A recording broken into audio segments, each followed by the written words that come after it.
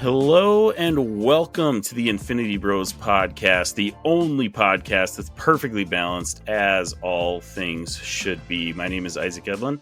I'm going to be your host tonight. And with me, I have three other Infinity Bros. Yes, that's right. It is a return to the bros.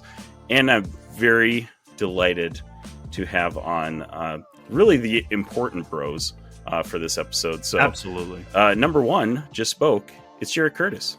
Hello. Hi, how are you? Jarrett has been geeking out with Robbie about Magic the Gathering while Zane figured out his audio issues for like 10 minutes now. And I've just been sitting in silence as they continue to babble on. And so that's what I've been doing for the last 10 minutes. So thanks, Jarrett.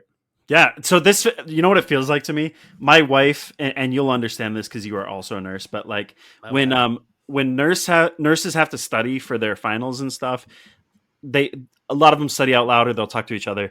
Medical terms sound like two people just yelling gibberish at each other. I feel like that's what it's like when Robbie and I go off on Magic. It's probably true. Yeah, that probably makes a lot of sense. So anyways, the other person involved in that conversation was Robbie Sauter. How you doing, Robbie? I'm great. I'm happy that we're here at the TCG podcast. Glad that we're making this change. Any TCG you're interested in, that's what we're doing now. We don't even watch shows anymore. We just do TCGs. We don't even watch Star Wars Unlimited, Lorcana, One Piece, Dragon Ball Super, Magic the Gathering. We're doing all of them. Divorced dads. It's next on the list. And then Pokemon. Yeah. Pokemon's down there like 8 or 7. Yeah, Pokemon's there with divorced dads. Yeah, exactly. And last but certainly not least, my partner in crime that is a Magic noob as well, Zane Ellis. Yeah, definitely noob. Happy to be here.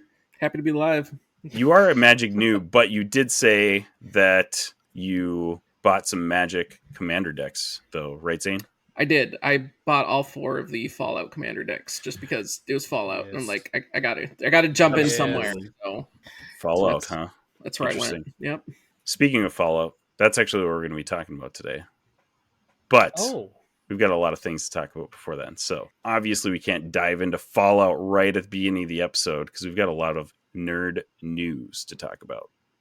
And by the way, if you want to hear more about what Zane just said about almost dying, you can go check out our Patreon. He gives the full detailed story about how he almost died. And it's an Infinity Bros exclusive. So unfortunately I can't let you disclose, Zane, the rest of your story here on this main exclusive episode. Interview that you have to get exclusive interview. If you want to know about Zane. It's a HIPAA violation, but he waived his rights just for the Patreon. All we can tell you is that Zane got saddled.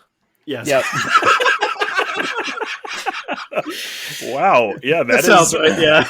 That is certainly one way to say it. Yes. Zane, we are very happy to have you back with us. And I'm so excited to be on this episode with all of you guys because I feel like it's been a hot minute since we've had this many bros on an episode together. So yeah, no kidding. I didn't even know we had this many bros. Honestly, same. It's been feeling a little sparse in the Infinity Bros universe lately. So if you want to check out some of our previous episodes, you can go to theinfinitybros.com and listen to all of our previous episodes. Latest 2 episodes, we've got Thomas and Frank from the Geek Freaks and Challenge Accepted podcast. And I actually just guested on their podcast last night too. So that should be coming out this week sometime. Great dudes though. And it was so fun to talk with them about Avatar: The Last Airbender, the Netflix live action version, and Halo Season 2, which we also talked about a little bit on the Patreon as well. And as soon as we mentioned Halo, Robbie got up and stormed out of his studio there. I'm thinking about doing it again. Yeah. Second time mentioning, and I can just see the redness building up in his face. Yeah. It's already there naturally, but it's getting even worse. A lot of nice little Easter eggs that you guys can hear if you go check out the Infinity Bros Patreon for unedited episodes and exclusive podcast episodes as well. So make sure you guys go check that out. All right. Now, boys, back to the nerd news. Hey, Zane, I was looking into getting into this Gunpla thing. There's one called the Unicorn Banshee. What the heck is that all about? Actually, Jarrett, what you're thinking of is RX-0 Unicorn Gundam 2 Banshee, which is from the Mobile Suit Gundam. Actually, you know what? It's time for nerd news. Oh man, Robbie's he's getting his Master Chief helmet on because All he has to do. Finish the fight. Keep the thing on. Pablo Schrader didn't wear his helmet enough in the Halo show, so Robbie's doing it for him. I've already worn the helmet longer than he did. Right. Speaking of Halo news, and I feel like since we're in nerd news, I can talk about this real quick. Zane, have you seen the Baja Blast Doritos? The Baja Yes. Blast. That Zane's already pre-ordered. blew my mind, and I almost bought them, but my wife looked at me and just shook her head. So I was like, "All right, Wait. I really that is very interesting. I want to know how they taste. Wait. You have to pre-order them? the Baja Blast Doritos." No, you don't. You can actually just pick them up. No, I was just saying that You just Zane buy 'em. pre-ordered them because it's Zane. I thought you actually Zane had to the pre-order collector's them. edition. Collector's edition. Comes with a waifu Cortana statue. Oh, Okay, so okay. on that note, though, one time I was in Jubilee, the grocery store that's near my hometown, and it is going through the mac and cheese aisle because my kids love mac and cheese. That's like one of the only meals that they eat, right?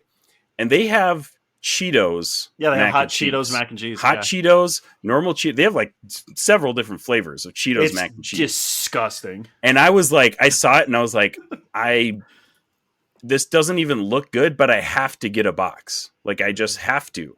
I can't look at this and not get one. So I got it, and yeah, it was not that great. So It's so gross.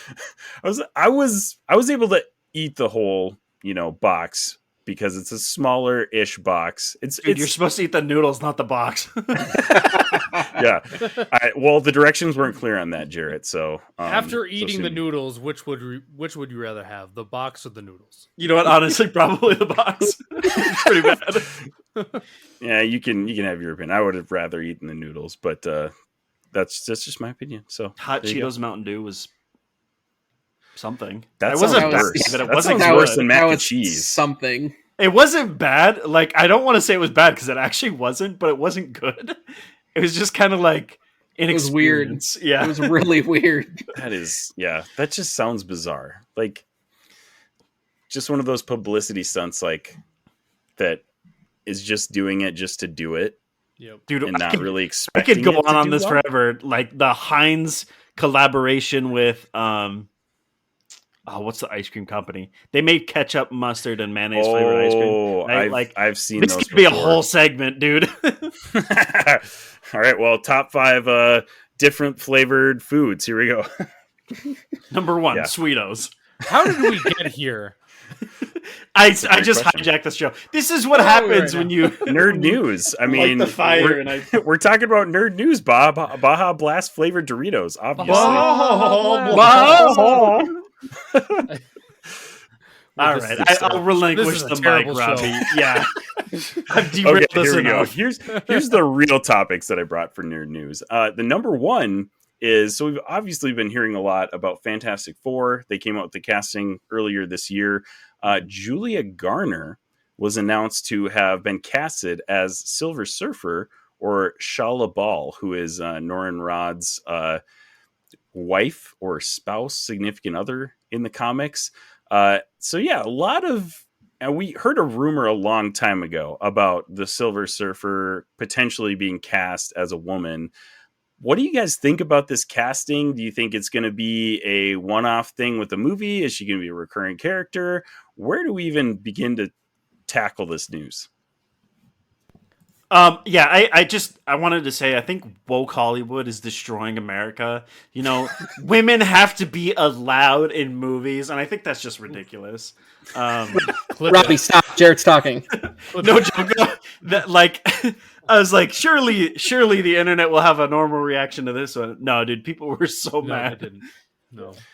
And the funny thing about the mad people is that they just see Silver Surfer female Right. and just immediately blow up. Like, they don't even bother to check into the news and see if they are, like An original casting a character. female as a male Yeah. character. No, they're Marvel's doing their thing. They're like casting real characters and stuff like that. But yeah, it's of course this is going to be a major issue for the internet. Of why wouldn't it be? I feel like almost any news that comes out these days is anyways. So Yeah. So Good we went or on bad, Truth it's Social always and just gonna like be posted crazy. about it and kind of blew up. Jared, I don't even know what these things are that you're talking about. I know. good thing you're the anti-woke voice for us, Robbie. You're welcome. Yeah. I'll just go on by saying I don't care. Thank you for that. This is my Zane analysis from when we first started. Just being like, I don't care. I don't have any other. I don't have any other thoughts on it. I guess it'll be good or it'll be bad. I guess I'll see it in the movie. If I'm mad about it, they're probably not going to change it. So Right.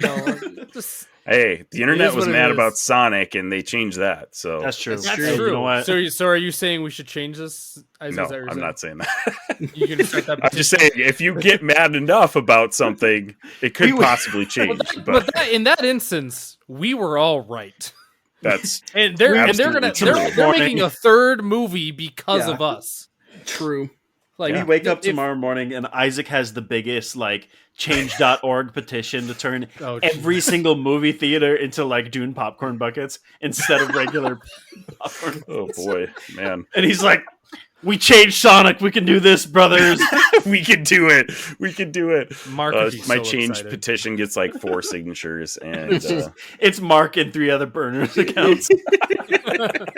it would be. Oh man. So yeah. Anyways, Julia Garner. Back to her. I didn't recognize the name. I'm not familiar with her, but she's apparently known for a few movies. The Assistant. She's in Sin City. Martha Macy. Any May, relation Marlene? to Jennifer Garner? That's the only way. I honestly have no clue. So maybe not. You heard it here first. Robbie is pro nepotism in Hollywood. And the Ozark TV series, which I also haven't watched. So yeah, I did not recognize her name at all. But Zane, what thoughts do you have for us on this casting? I'm very interested to hear what you The have to say. panic that entered his soul. I was like, what? No, I got no beef against the actress or anything. My only thing was, as Silver Surfer, I think it's a missed opportunity to not bring in Nornrad. Like, I get you can bring him down the line, but I'm just, as such an iconic thing of like, you're bringing in the Fantastic Four, Silver Surfer, like that's the big iconic name. And so I think it's more of a dropping the ball a bit by not using Nornrad. Like, I'm not, obviously never seen the movie, so I don't know how it's going to portray. I don't know how it's going to come out or turn out. And yeah, you can introduce him later, whatever it is. But I just felt it was a missed opportunity to not use such a huge character that is the Silver Surfer we all know. One thing that I saw online that was an interesting theory was that they maybe are casting her and some different like iterations of characters because the Fantastic Four is from a different dimension or multiverse, and they're going to escape that multiverse while it gets destroyed or something and get plugged into the MCU. So like, hey, in that case, potentially we could get a MCU, Nornrad still. Right. But I thought that was kind of an interesting theory just because the vibe of the Fantastic Four movie is like very like 60s-esque. I mean, I think they actually confirmed too that it's going to be set in the 60s. Got some Fallout vibes.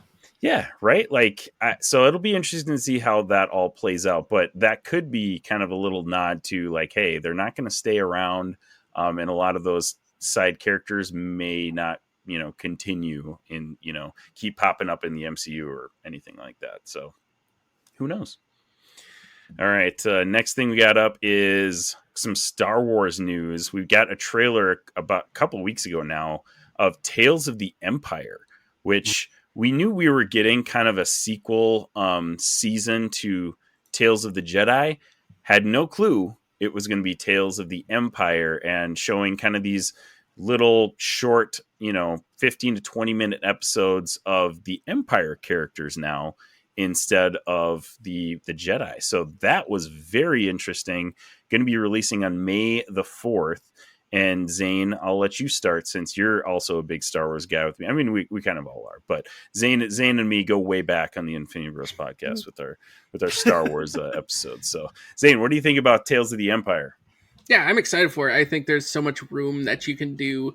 I mean, even what we saw from Tales of the Jedi and just exploring, the other side with the Empire, like it makes sense. Like I'm here for it.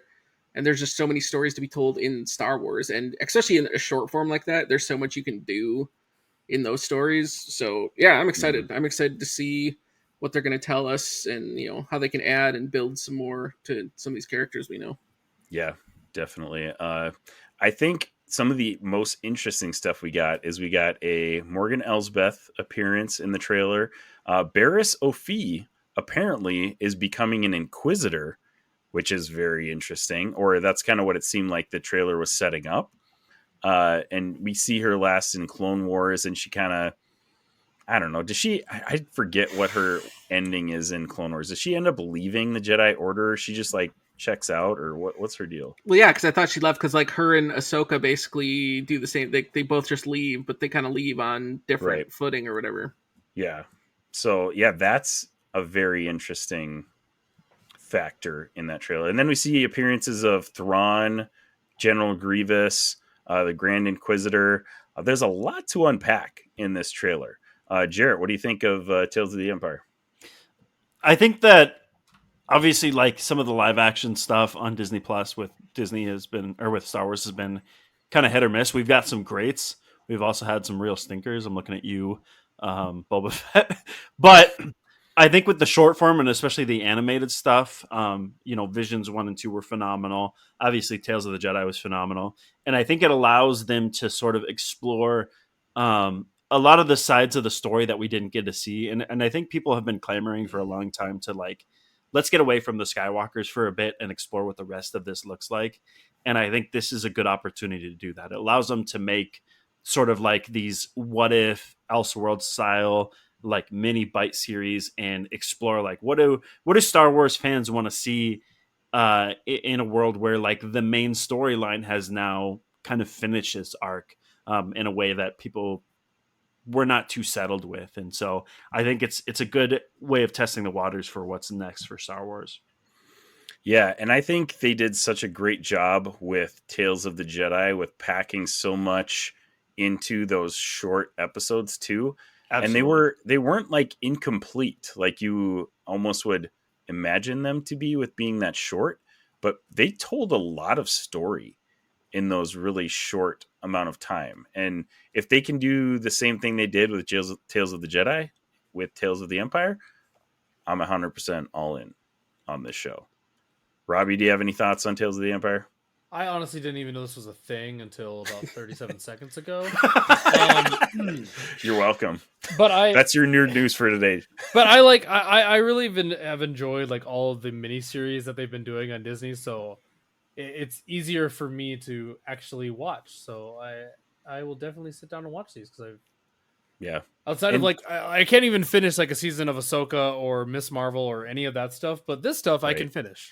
Right. This is nice bite-sized stuff that you can just catch in pieces during the day, which is really nice. And like I said before, it tells a pretty dang good story in like just short amounts of time, which I feel like you even in Clone Wars and like Rebels, sometimes you don't get everything you want in an episode because they have that time constraint, but these do such a great job of finishing storylines in the short amount of time they have. So yeah. And who doesn't like a good Star Wars villain, right? Like Star Wars has some of the best villains out there.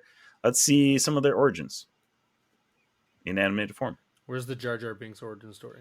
Ooh. What if we get a Darth Jar Jar episode? That'd be sweet. Yeah. I want it. That would be awesome. All right. Next thing I have for Nerd News is more Star Wars. Star Wars Outlaws just came out with the trailer a couple weeks ago. This is, a Star Wars RPG that is set kind of in the, underbelly of the Star Wars universe. It looks like the main character is kind of like a bounty hunter-esque type person. kind of associating with the bounty hunters and, like I said, underbelly of the Star Wars universe, which I feel like is a great way to expand the Star Wars universe, because we always get the cool stories of the Jedi, right? Like, I mean, that's what a lot of people are drawn to Star Wars for. But now we're starting to explore some of those other areas with like Bad Batch and, Andor, some of these really good shows that don't have the Force, don't have Jedi in them, starting to kind of just like explore the recesses of the Star Wars universe that I didn't know I wanted, but I love them. So what do you think of the trailer, Jarrett? And are you going to be picking this one up immediately on release? Yeah, so the vibe is very much like I like these sort of like gritty, dark underbelly style of stories that they do in Star Wars. It's why like Dr. Aphra is my favorite character. And this seems to like play up that vibe as well. And I don't know if you guys remember this, but Star Wars was working on a project, gosh, probably a decade ago now, called 1313. And it was sort of like along this same vein. Mm-hmm. And I get the feeling that they're taking the bones of like the good ideas that were there, which were plentiful, and creating something like this. And again, I hate to beat that dead horse, but people are already boycotting this because it's like a female-led protagonist. That's so stupid. I don't get it. I feel like we have to trust the system here a little bit, because like both of the Fallen Order games have been phenomenal, so good, and so like why would you look at that and be like, they're gonna make it woke or whatever the complaint is this time? Like, right, I just enjoy the ride that we've been on. Yeah, I feel like that's just like a general internet complaint at this point, because like true video gamers realize that like female lead characters have been around since the beginning of video games, right? Like it's not like this is a new thing, right? But the internet just likes to take things and blow them out of proportion. Well, I think it's also getting added to it because of the fact it's Ubisoft, and everyone is just pissed off at Ubisoft right now. Which, so it's just every little thing. But very fair. I think it'll be interesting to see how even if you have a Ubisoft formula Star Wars game, we've been getting EA games for 10 plus years now. So like, hey, I'm down for something different. I'm totally cool with whatever they come out with, and it looks phenomenal. Looks great. AAA open world RPG set in Star Wars, like this is. It seems like it should be people want. Right. Yeah. This is our bread and butter. The one, I shouldn't say one, but like one of the biggest downsides to this is they announced, how games these days are being priced, right? You get the $70 like base. You get some sort of like gold edition and then a collector's edition type things. And they usually scale it up a little bit.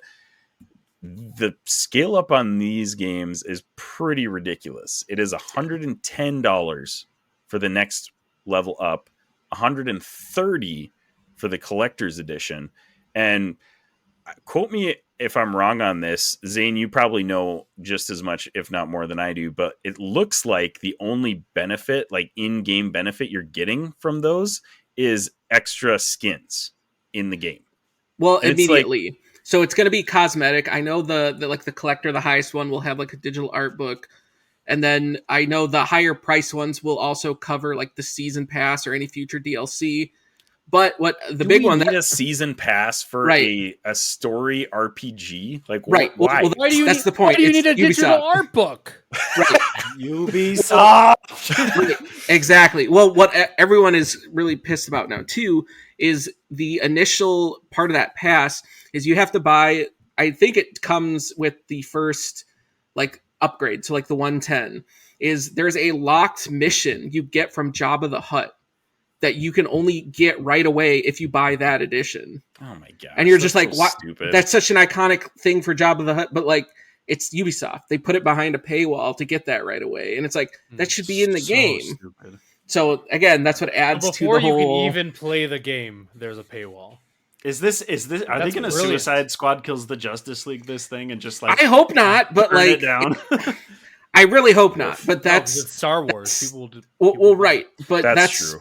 That's my tear on it. It's just like, Well, I it mean, looks sweet. It's the game we want. right. Ubisoft. We go back to Battlefront. Was it Battlefront 2? I think the newer Battlefront 2 when they came out and Vader could only be played if you bought him with actual currency, not in-game currency. Yeah. Like you had to buy him with actual currency, and people freaked out about that, like hardcore.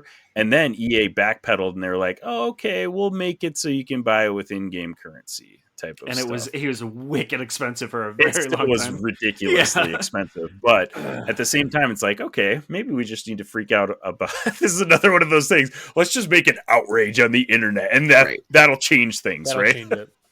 Definitely. But at the same time, it's like companies keep doing this because they're getting people to pay for it. That's the There's unfortunate plenty part. of suckers out there, Right? Right. Like right now, the other granted, I haven't played Call of Duty in a long time, but like, do you see the big uproar in Call of Duty right now? Mm-hmm. So for Warzone is with a type of like crossover with the Godzilla Kong movie that Kong's gauntlet. Okay, well, they made a gauntlet for the melee gauntlet to have in your character, and not in-game currency. It costs real world $80. Holy cow! My lord! What? $80 real money. Infinity Gauntlet. Yeah. That's what I'm getting. I'm getting a real Infinity Gauntlet, or a Lego Infinity Gauntlet with that. Holy crap! Isn't it like Fortnite level? Like there's like SZA in the game, and like there's it's so wild for Call of Duty. They're just grasping at straws at this point to be as much as Fortnite as possible. It's ridiculous. That is so wild. Funny. Yeah, but like you said, though, there's suckers out there that are going to buy it. Yep. Somebody's going to buy it. That's true in every medium, because that's also true. Magic the Gathering is struggling with that right now. So like, that's true in pretty much every. I feel like you come out with a video every other day of like, oh well, yeah, who's going to boycott it this time? Well, not me, because I'm going to go buy it right now. I'm going to go buy it right now.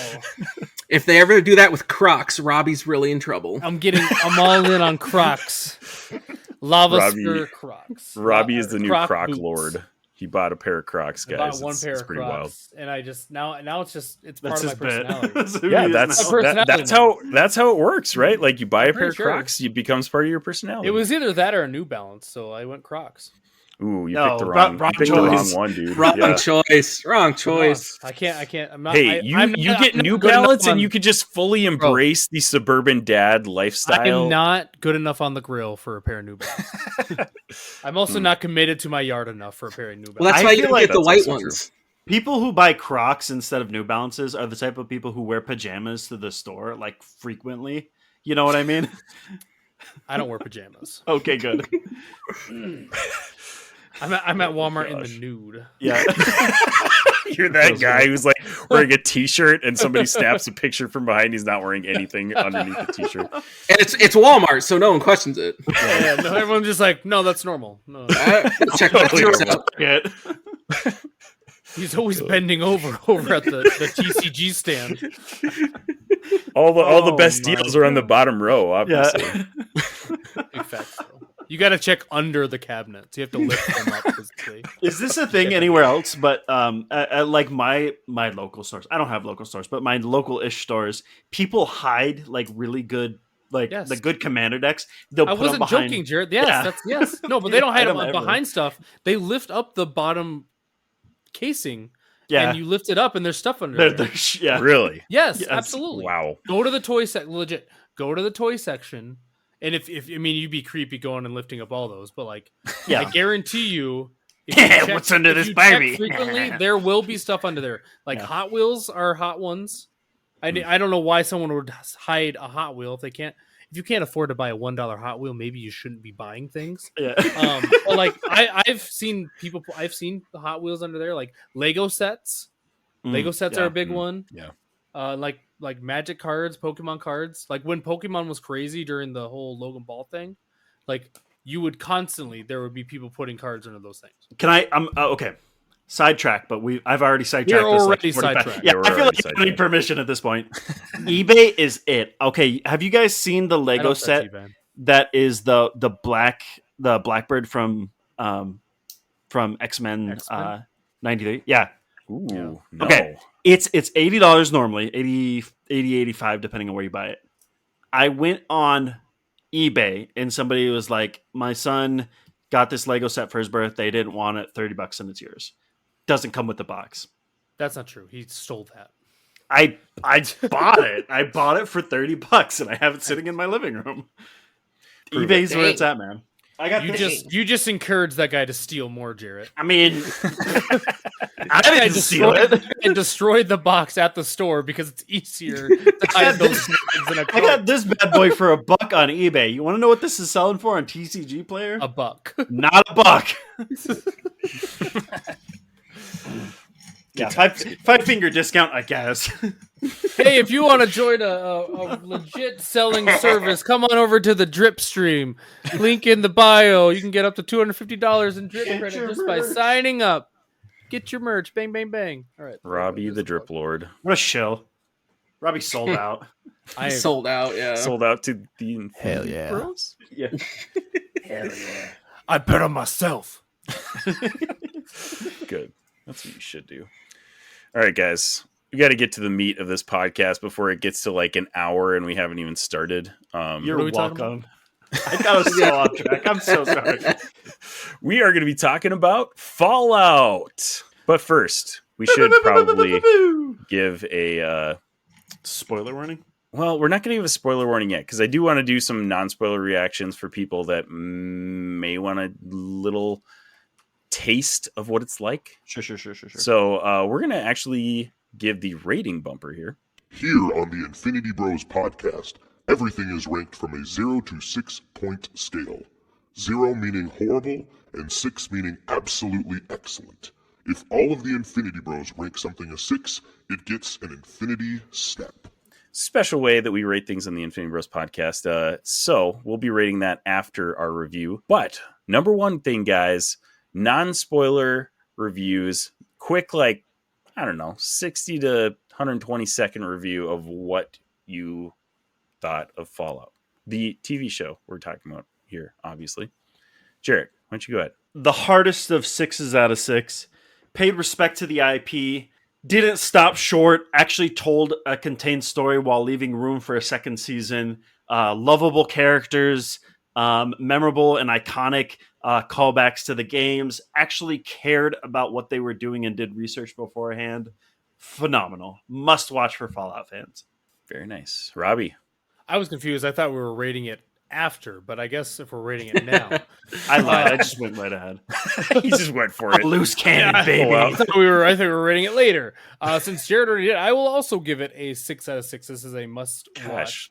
We're not leaving anything to the Nothing to audience right now. modulate. Yeah. Titillating and foreplay is not our forte.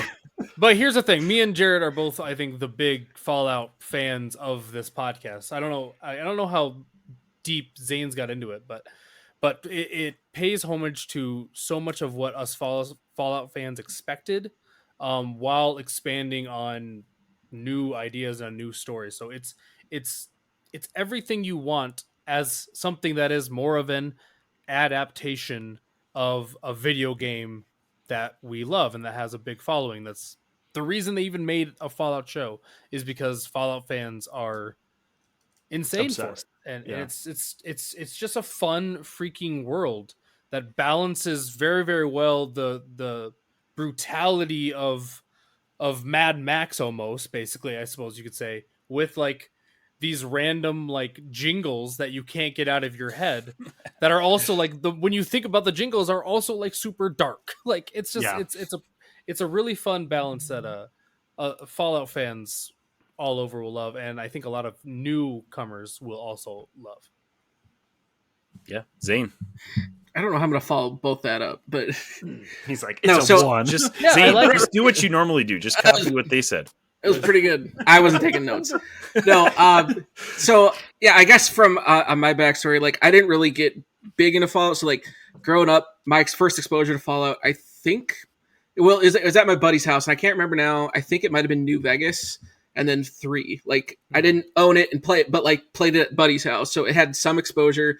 Fallout 4 was the first one I actually like played, so like I'm very much more of a newcomer to Fallout, but this show does such a good job of, even if you've never really played Fallout, it does a good job of establishing everything that you need and telling a good story, while also, if you're a hardcore fan and love it, it also it hits on those both angles. If you're new, you're going to enjoy it. It has a lot of cool stuff, a lot of interesting stuff. And if you're a longtime fan, it's also not going to leave you disappointed. And the Fallout universe for me is something that's really interesting, because I think it kind of takes a page a little bit out of the Star Wars universe, in that there's so many stories to tell that's been built in this universe, because there's so many parameters and it's just so much you can do. I mean, even still, like they set up in the show and what you know from the games too, there are hundreds of vaults. And each of those vaults can be telling a different story, the background from that vault, where you leave the vault. And there's so much in the Wastelands, from your Brotherhood of Steel to I mean, we don't see the synths, but there's so many different groups and how they all interact with each other. Like, there's so much story to be told in the Fallout universe. And so, yeah, if you don't want to play the games, this is a great introduction to the Fallout universe, in my opinion. Can I piggyback that for a second before you go, Isaac? Go for it. I think one of the things that lends itself well to this series is, like, for people who like sci-fi, this is sci-fi. For people who like, cowboy westerns, this is cowboy western. Like, we had a zombie, a cowboy, and a corporate espionage agent, and it was one character. Like, they have everything for everybody. Yeah, and I'm coming at this from the only non-Fallout guy on this podcast at this point. But man, I absolutely loved this series. And Fallout games are already on my list of like games to play, because everybody holds them in such high regard, and I know, like, just from being in a community of gamers, like almost like what the games are about. So coming into this, I was like, oh yeah, I'm excited. This will be really cool. And this show blew me away. I thought it was fantastic. Very well done. Great cast. The overall vibes. I don't know if that's the best way to describe that, but like, I had a hard time not comparing it to The Last of Us from last year. And that was a great video game adaptation to a TV series. And this one, it was just as good TV show wise, like filmography, cinematography, like all of that stuff. But I loved it more than The Last of Us because it's hilarious. Like the comedy factor of it, the like dystopian, like almost satirical viewpoint that the Fallout world is set in. I just fell in love with it. So this has definitely made me want to go play the games more. Like, those games definitely are up higher on my backlog now that I've watched this series. So very excited about Fallout. And I think that's what adds to it too with this show, is they capture that quirkiness while still having that serious, like they balance. It's so well balanced. Yes. And so it makes it a very enjoyable experience. Well, and that's from the games. The games are so well balanced in that same regard that, like, you could be murdering something, and then like a Mr. Gutsy comes up and he's like, "How are you doing today, sir?" Right. Like, I see you've gotten something red on your jacket. How can I help you with that? Like, I just murdered like 100 ghouls. When you're headshotting people with your Wazer rifle, you know what I mean? Like, it does not take itself too seriously. Yeah. And that's the great thing, though, too, is that the makers of this series just went all out into that universe. Whereas, I mean, we were talking on our pre-show on our Patreon about Halo and how they kind of like did take themselves seriously and kind of hijacked the Halo IP, I guess, and just made it into a generic sci-fi. Yeah. They didn't go full on into that universe and that world and tell those stories. So I think, and that's another thing with The Last of Us too. Like, they did the same thing. They went full on into that universe and that game. They didn't want it to be anything different than what the game was. So I think that was big kudos to both of those shows doing it the right way and not like Halo.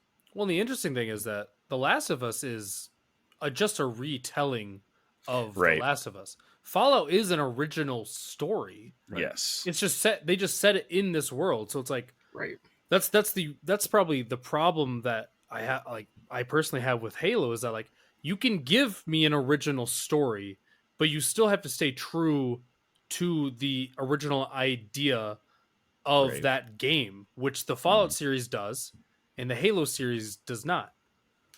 Like, it's just Dungeons that and Dragons weird is another good balance. example of that, where they Is do another their is a own great original example thing. of And it. yeah. Yeah. Right.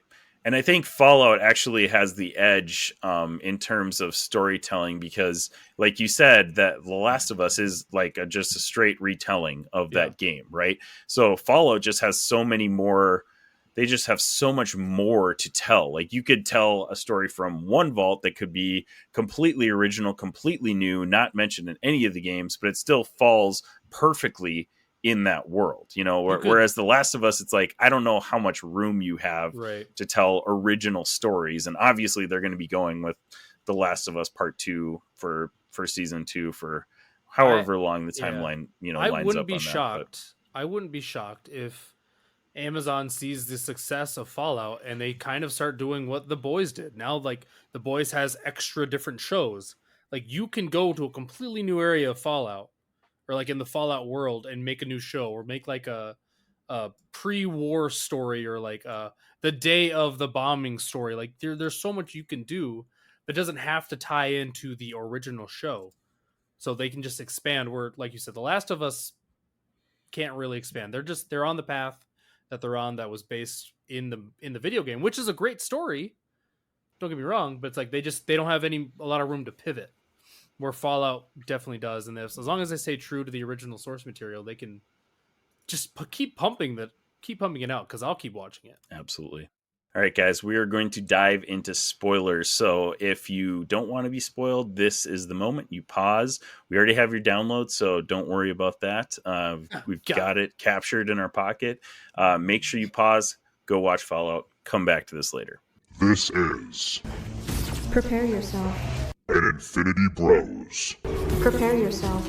spoiler warning. All right, guys, man, where do we even start with this? Because we've already talked a lot about kind of the backdrop and the setting and stuff like that. I mean, should we just dive in? What did you guys like about Fallout? I think we go character to character. I think that's go the by way to character. do it. Go by the three main protagonists. Yeah, there we go. So we got, first of all, let's just go over the cast a little bit here. Ella Purnell plays Lucy McLean. Aaron Moten plays Maximus, and Walton Goggins plays Cooper Howard. Walton Goggins, dude. Ooh, what a guy. Man, What a guy. just perfect casting.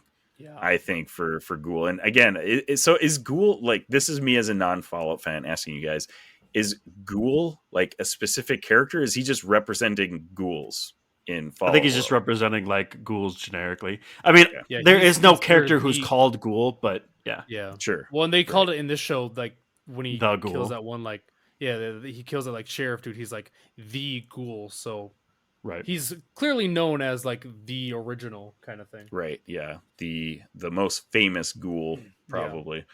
But yeah, and honestly, we can probably add on Moises Arias as gosh, a main character, because his storyline honestly was my favorite by the end of the show. I was fully immersed in what he was going to find in Vault, 32 and 31 towards the end there.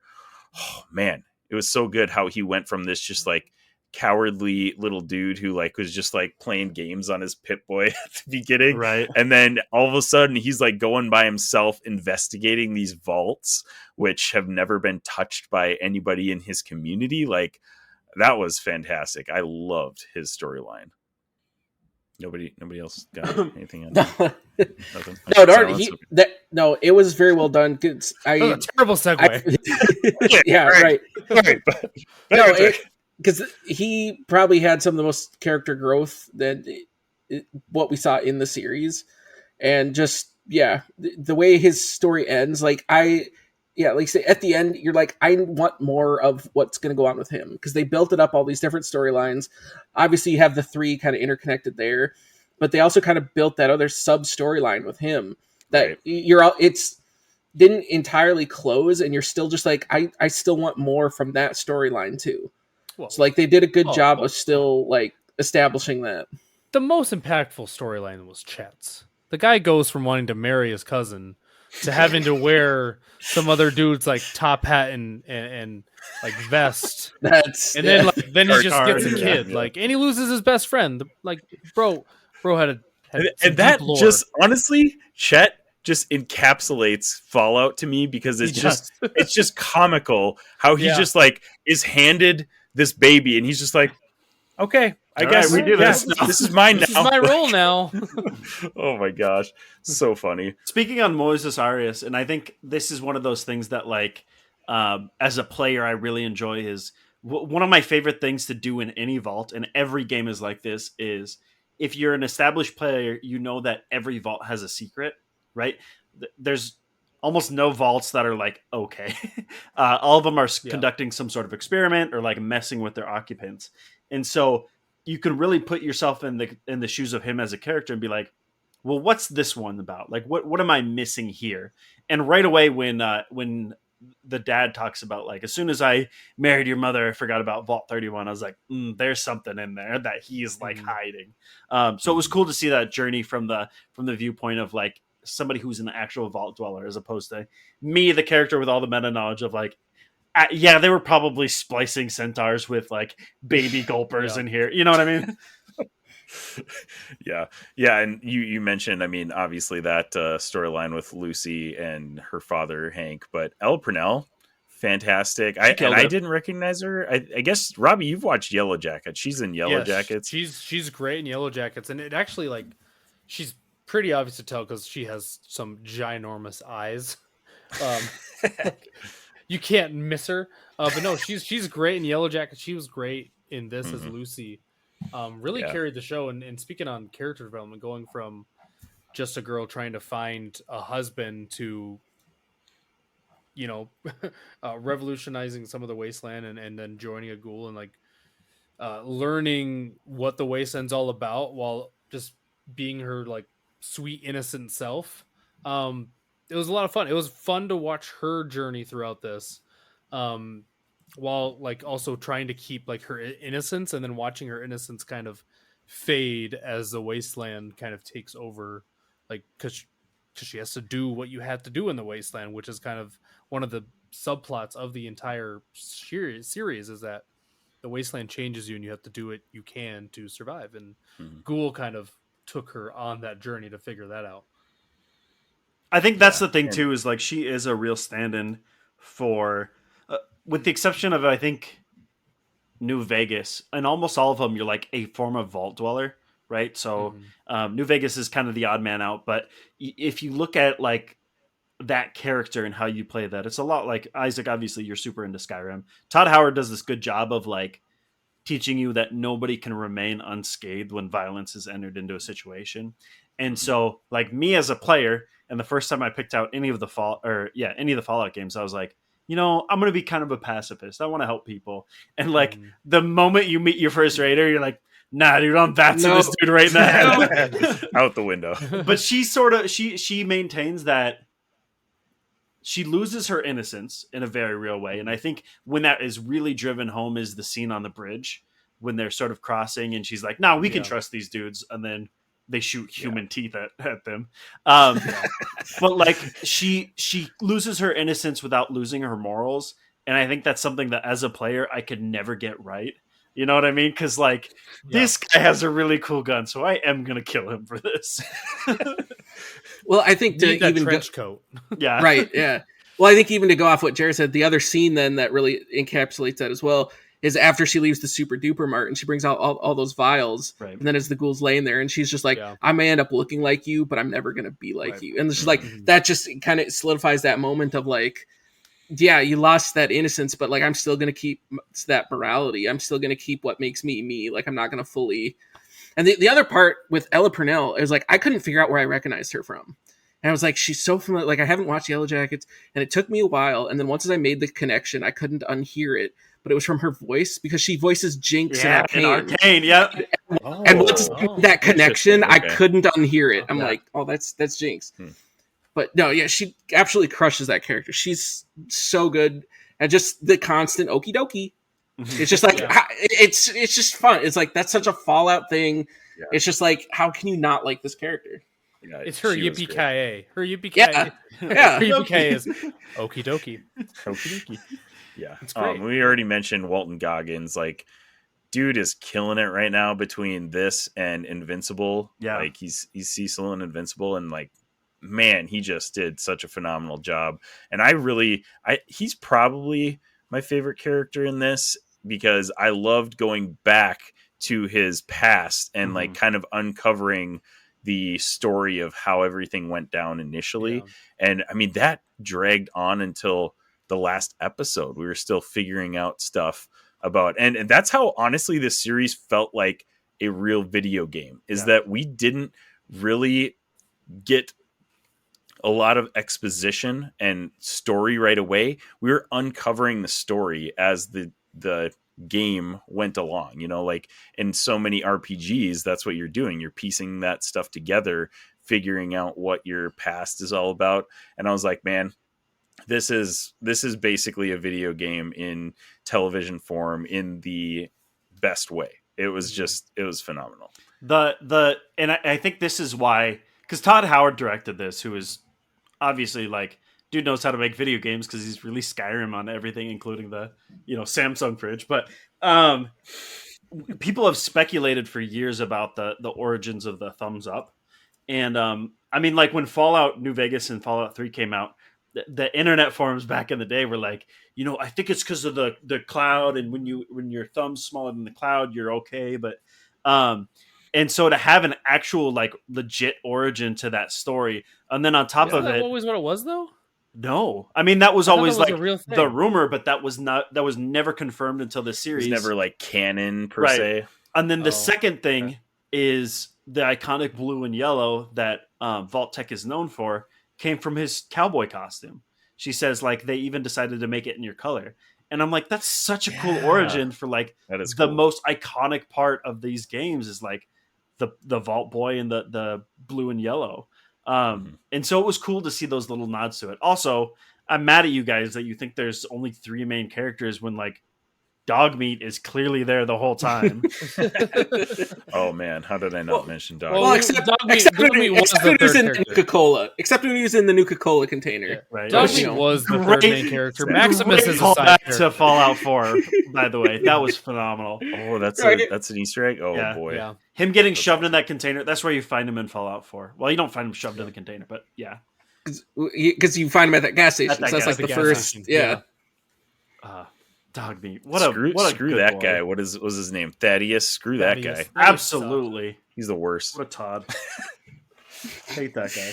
Yeah. Oh, so speaking of Thaddeus, Knights of the Brotherhood storyline with Maximus. What do you guys think of that? I feel like that was still a good storyline, but that was probably the one that I was least invested in. Yeah, for sure. I could not really get behind Maximus's whole shtick.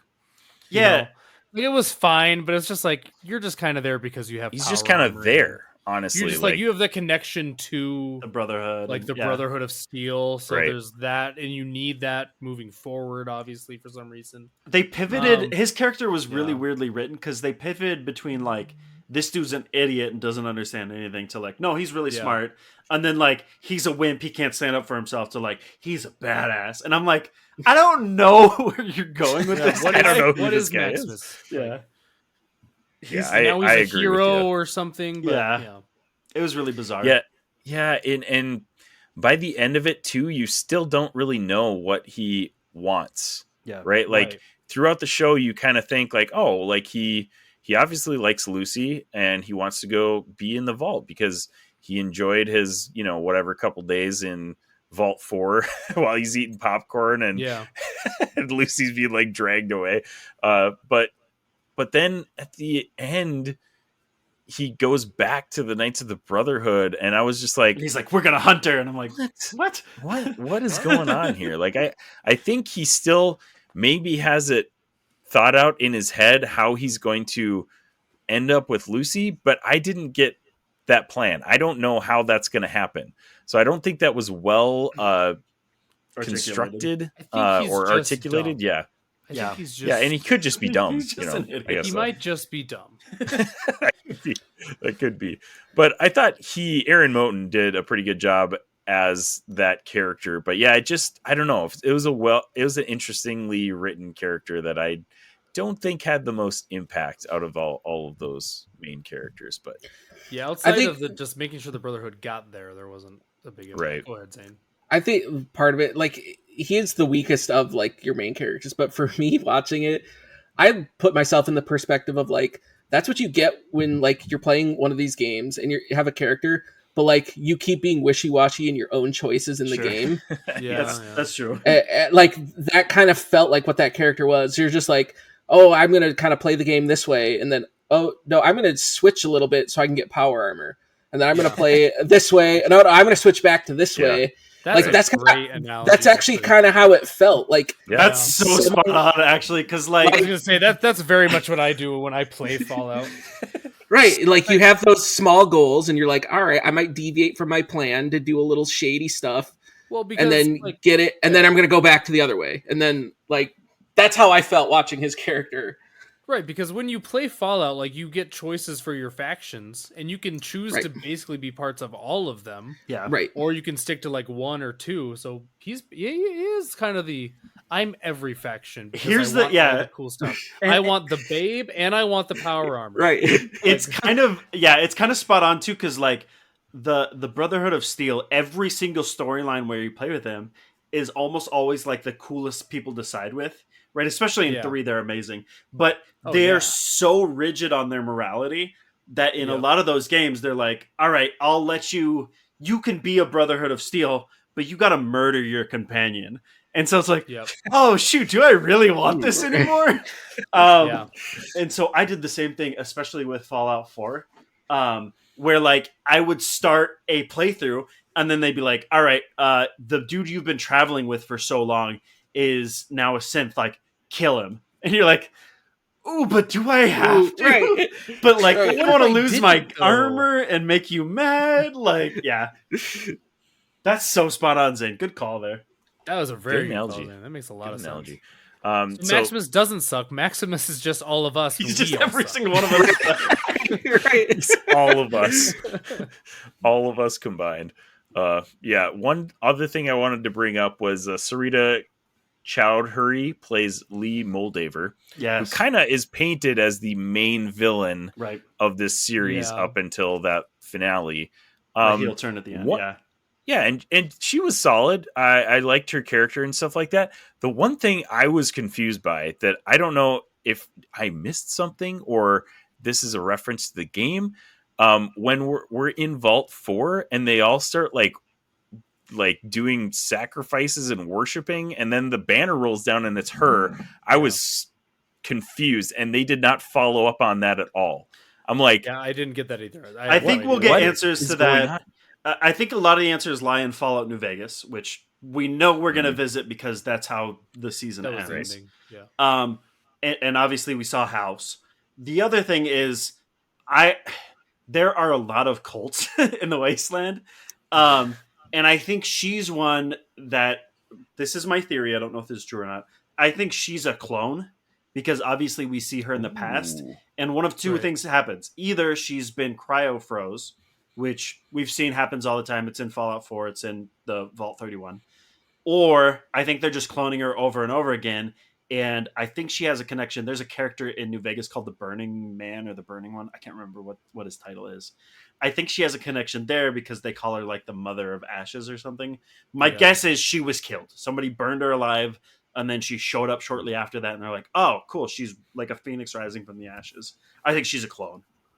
Interesting. That was See, my assumption because they didn't really explain like how she's alive. Yeah, So I was yeah. like, at Clearly first- not a at ghoul. First, I was like, okay, is Right. she? Yeah, I was like, is she a ghoul? No, because she's not wasting away. She's not clearly on like doing drugs and like whatever.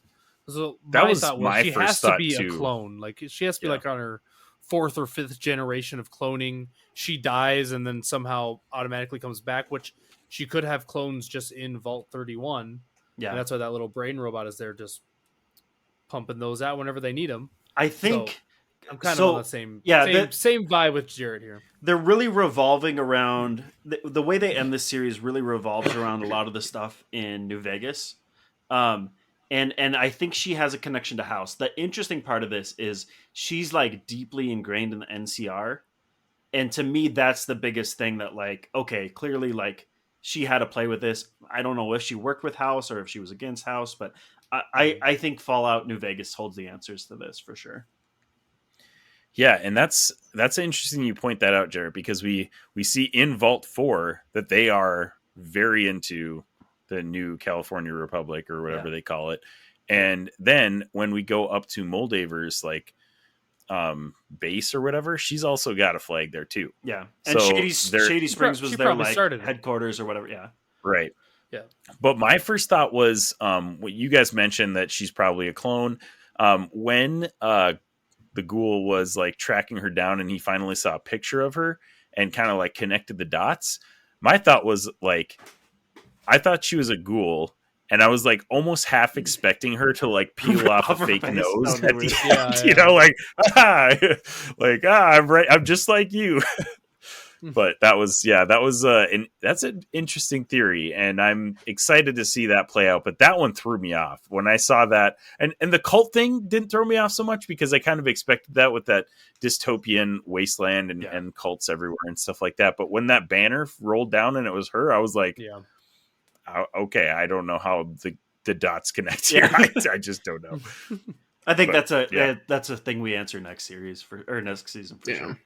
Yeah, and then you mentioned, I mean, we follow Hank in the power armor to the last shot of the series, which is New Vegas. Mm-hmm. So what are you guys looking forward to in season 2? Do you think it's like generally going to be New Vegas themed, obviously with that shot? And what happens in New Vegas? Because I have no clue. A lot, depending on who you side with. Right. So I'm a little confused by the timeline of this. I don't know when exactly it takes place.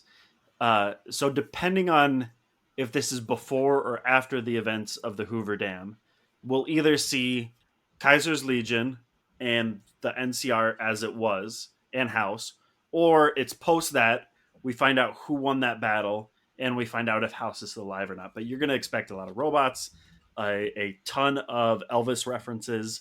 You're going to see dogs with robot brains. You're going to see, there's a lot going on in New Vegas. If you play one Fallout game, it's got to be New Vegas. That's the best game ever made. Just the one that I have not. That's the one I That's actually haven't so played a lot freaking of good, is New dude. Vegas, which is wild. But I played the crap out of 3 and I played the crap out of 4. I didn't. 3 is amazing. 4 is interesting. I feel like it's weird. 4 is just divisive among the fans. Yeah, and then New Vegas is the quintessential Fallout experience, in my opinion. And then 76, the people that play it will say that it got better. It's so good. 76 is so good. I'm not even gonna lie. I love it. Obviously, Jared plays Fallout 76. But yeah, I don't want to spoil too much because I feel like I don't want to spoil because there are a few video games that pull a gotcha as well as New Vegas does. Like the ending to that game, depending on who you side with, is so out of left field. And I feel like they're probably going to touch some of that in season 2. So I will not spoil that for those who haven't. Let's just say that there's a lot of robots and a lot of cool stuff there. I'm interested to see how much they actually touch what we know from the video games. Yeah. Because like there's drops of characters, right, that we've seen, but there isn't like story connection so far that I noticed in the first season. There's definitely no one-to-one, and like they're using vaults that we haven't visited, and so like I don't know how much they will connect to the story, but the fact that we're in New Vegas I feel like is so spot on. And we've seen House, who was like one of the main characters in New Vegas. So I don't know. Todd Howard is directing it, so like dude knows his video games. Yeah, I'm not worried about it being bad. I'm curious to see how much they'll connect to what we know of New Vegas, know of that Fallout world. Because let's say this is post, because obviously like the NCR that we know from this TV series got wiped out with Shady Springs or whatever it's called. So that makes me think that it's post the video game New Vegas. In which case, if you're an avid fan of that series, whatever choice they decide to land on for the ending of that as being canon for this TV series is going to tick off half of your fan base immediately. Because some people are diehard, like, no, Kaiser was right. This is who we go with. Some people are like, no, House was right. Some people are like, no, NCR all the way. They have the coolest armor. I'm siding with these bad boys. So I feel like that's how in number 3, that's how I decided everything was who had the cool stuff. It's always the NCR. Their armor is so cool. But yeah, I think you're right. I think they got to be careful. Yeah. Okay, so just backtracking a little bit. But did you ever feel like in that last episode that there was going to be like a pause screen and you were going to get to decide what like Lucy did? Bro, Like that's how like That would've been interactive. wild. Like, yes. I'm I'm so we invested never in this got as like a that video scene. game that I was Yeah. legit like, is this going to pause and ask me what I want to do? That would be so Because I sick. wanted to. Like it felt it. That's exactly how it should feel, right? Yeah. But Right. I was like, I would 100% go for an Especially, interactive yeah, in that experience right finale now. when she's got the choice of like, hey, do I roll with my dad or Yeah. Dude, I'm saying no. Do I That's let- what Fallout Oh, feels him like. with us. She Isaac, pulls that is out the legit gun. What Fallout feels like. She pulls out the gun. It cuts to that scene, and like it does the slow mo, like Yeah. and you just gotta And you get to choose. decide. Go. Oh my gosh, Robbie! that would have been wild. I would have been like, I didn't sign up for this, but I'm happy I'm here. Could you imagine? Because then you could Oh go my into like gosh. next season. What if they do like a split, and you watch your version of it? Your ending, but then I feel like you would have to almost do two different like season 2s for that. To No, actually it would be matter. like it would be Right. like the Yeah. first episode would be different, and that would be probably it. But I kinda don't know like if you that. could really do that. That would be Oh wild. my gosh! I legit. It just that's how the video games feel is when Yeah. you're playing them. Is like Right. you have a really hard choice. Neither of them are good, but you have to make one. Kind of like our presidential election. Right. Fair. The presidential Incredibly election accurate. does feel There are like other shoot your mom or choices, shoot your but they dad. really there are other choices, but they really don't matter. Oh my gosh! Wow, that's a reference was that I so didn't expect good. to be made today. Yeah. That's Fallout. Let's follow. My other big question to throw out here, and just because Hancock for president. it's fun for season 2, and because also what we got teased at the end, do we see our first Deathclaw in season 2? Oh my gosh! I thought they were gonna when they showed us the Yaogwai. I was like, Oh yeah, I thought it was gonna be a Yes. Deathclaw, Yeah. right? No But- death claws and no super mutants. Yeah. Like Yeah. we So we like, some things to get what do you to. think we're getting season 2? Do you think we're gonna get both? Do you think we're gonna get Mothman, one or the other? Scorched Beast, the Wendigo. right? No, I think we'll get a Deathclaw. I think we'll get Yeah. probably like more of the robots, the protectors or whatever, the Assaultrons. Like, I think we'll get the more iconic ones. I don't think we're gonna get the weird 76 like obscure. Yeah. But who knows? We I did get wonder gulpers, which is wild. That's like the True. most Maybe they just obscure. had to choose a creature. Yeah, Jared, stop funneling your dice. I'm so sorry. My ADHD This is was a like, podcast. have a dice cup. I'm so sorry, guys. Just hear random clinking all of a sudden. I broke a fundamental law of podcasting. But like Oh. speaking just because you're going with the gulper part, like that scene was probably my favorite scene of the whole show. Oh, After sure. he baits the gulper, and how she's like, no, we need to go after the head, and then how the ghoul's just like, well, don't you know, I'm not well, torturing you. I am fishing. well, not just that, but when he's like, the golden rule of the wasteland is his golden Yeah, rule was the- you Oh, spend yeah. a lot of time on side quests. side Yeah, that quests. so I was like, funny. that is the perfect. Even as a non-Fallout player, I was like, Yep. there it is. Yep, There it is. is. That is so true. That was Yeah. hilarious. That was a great line. So good. So coming to the finale, all of the endings for these characters, Norm, Lucy's brother, still in the vault. He gets his way into 31, and it kind of ends Yeah. right there. They So really like got we off. did we even see him in the finale, or did it end in the previous episode? I think it ended in It the ends in previous the previous episode. episode. But we don't see anything about him, and the little robot brain guy gives him a choice, like, hey, do you want to be in cryo sleep? You guys or do realize? wanna Did you basically- guys catch that? That's Rod. You guys know that's Rod, right? I don't know what that means. The dude I thought who it was kept, Bud. or Bud. That's his name. Yeah, Oh, yeah, Bud. that was Yeah, Bud. oh yeah. Okay. Okay, I thought you were making a game reference. no, and I- it's the- I was like, Yeah, it was the guy who No. kept it was Yeah. the vault. Okay. yeah, Bud Atkins or Bud what, Atkins. what is Yeah. what's I don't his know why I name? said Yeah, Rod, but right. yeah. The other one that took me way too long to put the Rod, pieces yeah, together. Well, not just Bud, but Betty. Yeah. Because I don't know why that one took me for literally till that last episode to click that, like, oh, that's the old lady, that's the overseer. Oh, that was her assistant. Right, It's like, yeah. I don't know why I never put that together. And it was just like, oh, I guess I need Yeah. to pay attention to that more. Right. Yeah. Just they did a lot of great things, like with the callbacks to the flashbacks of the past and stuff like that. those are some of my favorite parts of the show. But yeah, we get Norm basically leaves this choice of like, hey, I can put you in cryo sleep, or you can basically starve to death Just die here. in this Yeah. vault. Yeah, you can just die. Yep. So what do you want to do? And then it just cuts off. So what do you guys think Norm's going to do next season? I have a wild out there theory. I don't Okay. think he's going in the cryopod. I think he's going to kill all those people, and then I assume he's going to steal the Robo Brain. I think he's going to put himself in the Robo Brain. But See, Interesting. Okay. I don't know about kill, but I think that's how he's gonna play on Bud. I think he's gonna wake everyone up, and then That's like what I was thinking. you're gonna kill everyone unless you open the door, Right. because that was his whole directive of to Yeah. keep those vaults going. Right. Well, that's not gonna happen if you kill everyone in here. Yeah, I so feel that like was the my payoff. thought. I feel like the payoff isn't going to be as big as we were hoping. I think it's going to be a pretty simple like, They I'll built it just up kill really all these well. guys, Yeah, right. or you'll let me out. Like, Right. I Because think that's obviously basically they what's have gonna be. more story to tell with the vaults. Yes. They're Vaults you know are always a big part of what's right. coming. Yeah, and they're repopulating 32. I feel like, and this is just me as again a non-Fallout player, we're spending a lot of time in the vaults. Do they do that in the games like at all? Because I feel You like the kinda games are all choose about that the Wasteland, sometimes. right? No, not really. I mean, it's Okay. it's pretty 50-50.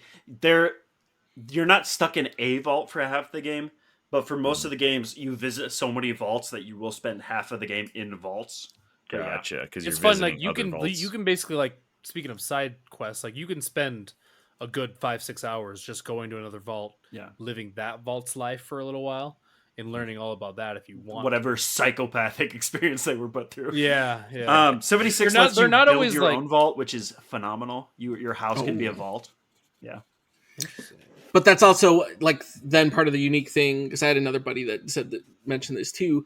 Of all the vaults are uniqueness. There's no other vaults that are three vaults that are connected together. Correct. Like that's also No, that's- unique to the show. Yeah. Like everything else is all spread out. It's one vault. from what we know of the Well, right. Well, exactly. Yeah. Like but from what we know, like this is the first Yeah. time it's been shown that you have three interconnected vaults. yeah. So obviously it would contain more story there, because even from the games, one vault has so much story. Well, now you're basically connecting three of them Right. to build. Well, I think that explains how Lucy said that their vault doesn't have any experiments.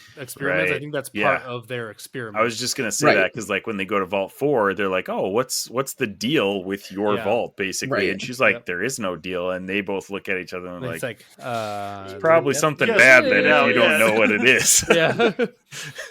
Oh, speaking of Vault 4, actually though, Chris Parnell playing the overseer Yeah. with the one eye. Yeah. Oh my so gosh, good. that was just. I feel like that was peak Fallout. Yeah. Just yeah. like how Lucy just. She You be she's goosey. so distracted by it, but does not acknowledge it at all. It's just oh, that was amazing. I thought That's that another one of whole- those. That's another one of those like choice wheel things where you're like, do you mention what the Do hell I is up say with your one eye, or something? like, do you just play it off like it's normal? I love too that Oh my gosh. they made Maximus.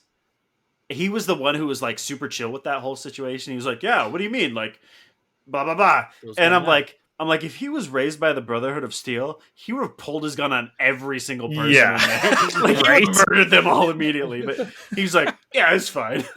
That dude's got one eye. Seems normal. Seems normal. Yeah, I just totally chill with it. And it's so funny the flip that he makes too, because like he gets down there, he's not trusting anything, even though Lucy's like, "Oh yeah, it's a vault. Like And they it's just great. feed him, It's and he's great." like, "Yeah." And then he gets some popcorn, and it's like, boom, instant change. I feel that if there was a mass serial killer in my house and he was like, "Dude, try this espresso, it slaps," I'd be like, "Yeah, this guy's warming up on me." Yeah, I like this guy actually. New flavor of Celsius, great. I'm sold. Absolutely. But yeah, the vault life, loved every aspect of that. That was fantastic. It's pretty cool. Loved all the backstory we got with it. And then the big bomb reveal, which, I mean, you could kind of see that there was something behind the scenes with them, but like that, you know, we finally gets revealed that, you know, Hank was one of the Vault 31 cryopod dudes. And then we see him. Is that in the finale episode? We see him in the flashback Yeah. where he's going to sign, or he wants Cooper to sign his poster or whatever. Right. That was cool. to see him in the flashback. That was the thing that I wasn't expecting. I was like, oh, dang. Okay.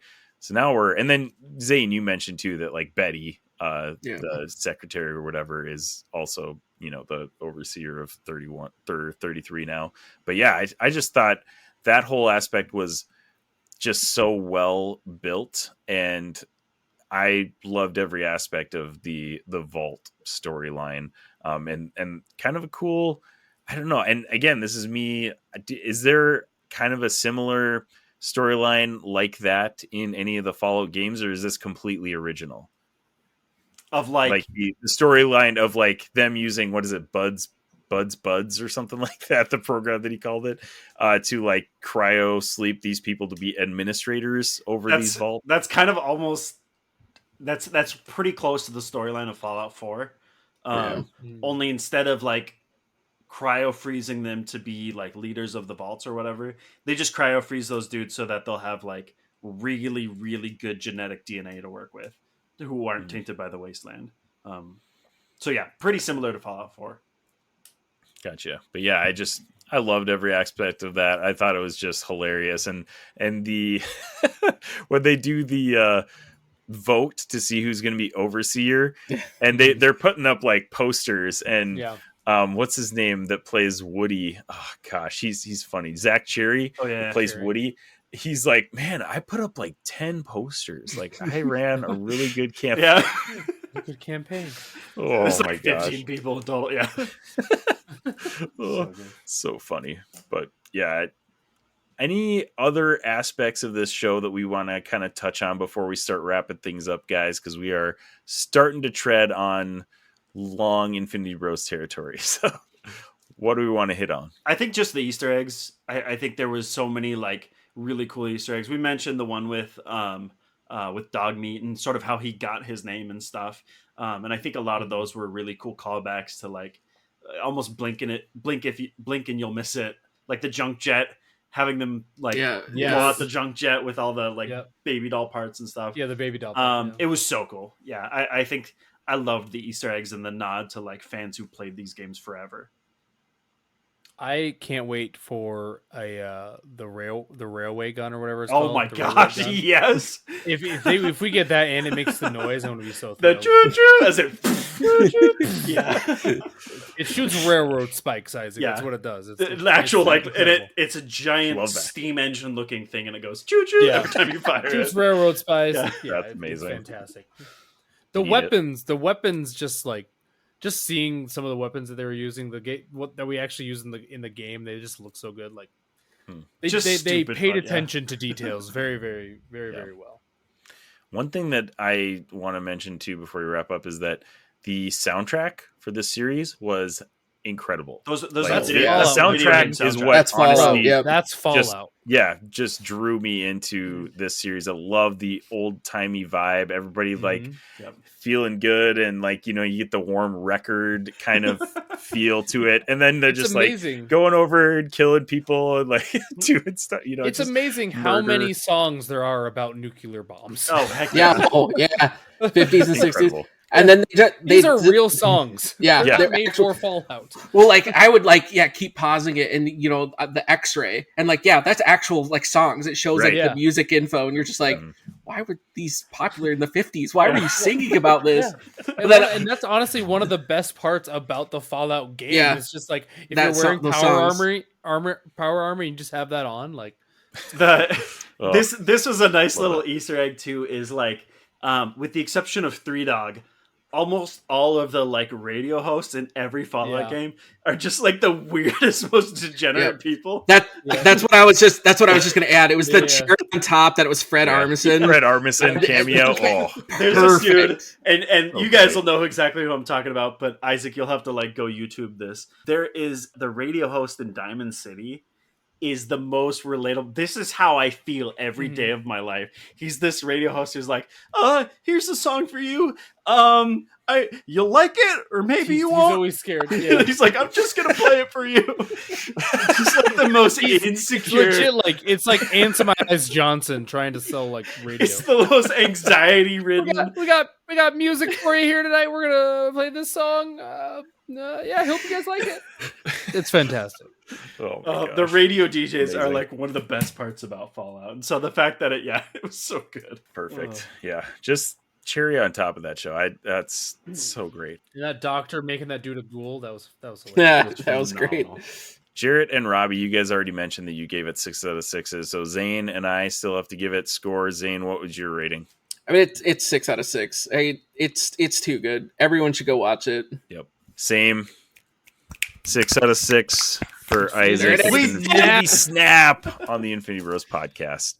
That's obviously when we rate everything a 6 out of 6. So there you go. Fallout. Incredible show. Looking forward to season 2 in the future. If you made it this far and you haven't watched it, What the heck are you doing? Should. It'd be really weird if you listened to this whole thing and you didn't watch it, but you should because it's incredible. So Go buy a Fallout game. They're super cheap. If you haven't Dude, played yeah. yet, Oh yeah. speaking of that, Yeah. so I actually have Fallout 3 and New Vegas from Epic Game Store. They just give out a free game every week, and Fallout games have been on there. I bought Fallout 1, 2, and and Tactics. I think it's called Oh, Fallout sure, yeah. Tactics for $5 on Steam. That whole package for $5. Wow. And those obviously are very different games. yeah, They're that like was computer pre RPGs. Bethesda. Yeah. Yeah, if you guys I bought them because I like those kind of games, so I'm gonna try to go back and get into it. I played like 15 minutes of it one time when I had Game Pass, and I was like, oh, this is not what I was expecting at all. So definitely gonna go back and revisit that, knowing in the mindset that these are much Very different games than yeah. what than what other people have said, but about Fallout 3, New Vegas 4, and all that good stuff. Yeah, they're cheap right now. Like Steam has them for $5 a pop, I think. So definitely worth going and checking out, picking up. For Fallout future New play. Vegas Ultimate Edition is also on Game Pass. If you're, Oh, Oof. there you go. Which is a phenomenal deal. I'm gonna Go get install Game it Pass. right now. Actually, All right, Aw, boys. I think that is all we have for tonight. Thank you guys so much for joining me today. What a blast it was to have all you guys on one episode together again. Hey, It's thank like you. the Infinity Bros of old. me Just just hitting our stride. yeah, me just going off the rails. Zane Yeah, I mean, agreeing that's with everybody. normal, It was fantastic. Dude, I've been listening to our old Off Topic Gamer episodes, which are up on our Patreon for free right now. You can go listen to those, and those are just bonkers. We that'd be rough. go So wait, off it's- topic wait, every it's, 5 seconds. It's wild. so it's just the audio it's just the while audio. we're playing Fortnite. Yeah, Well, yeah, I mean it's Oof. a podcast that we're doing while playing Fortnite, so it is honestly kind of hard to listen to sometimes. I was gonna say so wait, what we're putting on Patreon is just gonna be the audio. That's free. That's just a little That's- taste no, to no, get you into the I'm all actual for it. Patreon I'm just content. trying. I'm just making sure Yeah. we know what we're getting into. yes. Just so you know what Hear you're the getting into. anxiety The in Off our Topic voices Gamers when were you speak who up. we were before we became the Infinity Bros, and we tried to host a podcast while we were gaming. I it was as bad as would it say sounds. it's not very successful. Yeah, it's as bad as it sounds. Exactly. If you're into that kind of thing, go check out our Patreon because you can listen for free. You don't even need to be subscribed to our Patreon to catch those. Give you a little taste of what it was like before we got a little bit more organized as the Infinity Bros. So, Robbie, Jarrett, Zane, thanks so much for being on, guys. Absolutely. Absolutely. I'm glad I could be And here. thank you, listener, for making us a part of your podcast experience. Wherever you're listening, however you're listening, thank you so much for making us a part of your day. We love you 3000. Bye. Thanks for tuning in to the Infinity Bros podcast. You can find the Infinity Bros on Twitter, Instagram, Facebook, TikTok, Twitch, and YouTube at The Infinity Bros. You can also check out our website at theinfinitybros.com for links, reviews, and sweet merch. Feel free to send us listener feedback via social media or email at infinitybrospodcast@gmail.com.